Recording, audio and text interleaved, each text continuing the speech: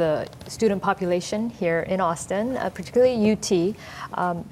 Tell us, I think most people don't realize how high the population is here. It's about 18 to 19% now Asian Americans at UT. So it's just the ones that identify themselves as Asian correct, American. correct. The ones that we can tell by last name. We can't ask for racial identity on any of the sort of forms, right? Well, wow. that's part of the changes after the changes to affirmative action, right?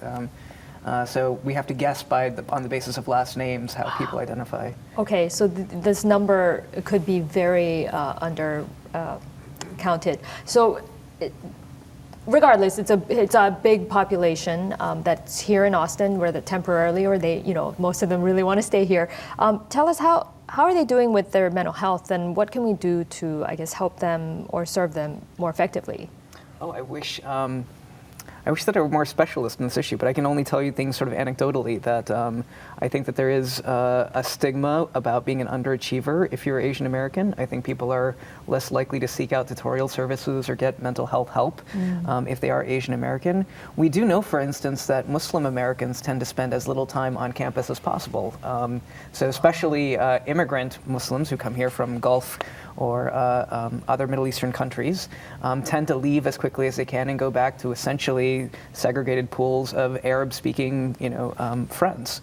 And so there is a kind of alienation or sense anyway that you're going to be seen as not part of the UT community or campus. I think that's also true for it now because UT serves so many Chinese immigrants who are coming here, East Asian immigrants more generally who are coming here directly from those countries, right? So this is no longer simply first generation being, people like my parents' generation. We're talking about kids who are coming here as UT tries to reach out to the rest of Asia and build partnerships with Asian universities and bring over Asian students here, that there are really serious needs that don't always get met because of the same issues.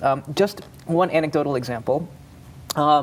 Vietnamese, if I'm not mistaken, is the third most commonly spoken language in Texas.